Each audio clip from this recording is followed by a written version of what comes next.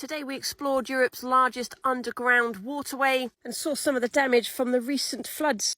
But first we said goodbye to Morella and hit the road, driving east and south towards Valencia to our first stop. Once off the highway, the approach was beautiful and there was a very large car park, enough for motorhomes. So we're just outside of Valencia in a place called San Jose. And we're about to go into a cave, but not just go into a cave, but also get into a boat, because it's the longest navigable underwater cave system to explore like a river in the whole of Europe. Exciting! So just walking through the caves. It was a wonderful little self-guided tour, a bit low sometimes, had to watch our head heights and lots of stalactites and stalagmites growing, but the best was yet to come. We got into little wooden boats and then we were given the chance to travel up and down all of the underground passageways. All the water was lit up with LED lights in order to preserve it, and it was a steady 20 degrees in the caves. So unique, something I have never done before, and it was absolutely wonderful. Really hard to capture the ambience here on the photographs. The tour lasted about 50 minutes, 50 minutes, and cost 15 euros each. So really good value for money. And little small groups too, which made it even more personal and wonderful. Before we knew it, it was time to disembark, and they brought the boat alongside, and we did exactly that.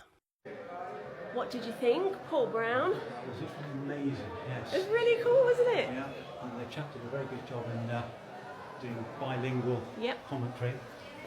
And now we're going to pop back out into the sunshine. Back on the road, and we've hit a new high, 24 degrees. Woohoo! We continued our journey around Valencia and inland to a little village where I was keen to do a walk tomorrow. Once off the highway, the roads got really quiet and the terrain turned really rural, and a few mountains in the distance. But eventually the road condition got really bad and completely ran out.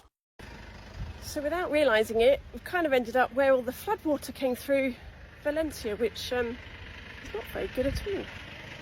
We got out of there as quickly as we could, not wanting to draw attention to ourselves. It was so sad to see the extent of the damage here, and we had no idea any of this was in this state, otherwise we most certainly would not have visited. So we've left the village of Calais, decided that it wasn't really right to hang around there at all. Quite a sobering experience. We've driven to the next village, Chelva, and found this beautiful park up next to this little property here. Got a water point, picnic benches, and it's nice and quiet. So time to stop, see whether our route we can do tomorrow is going to be clear. If not, come up with the plan B.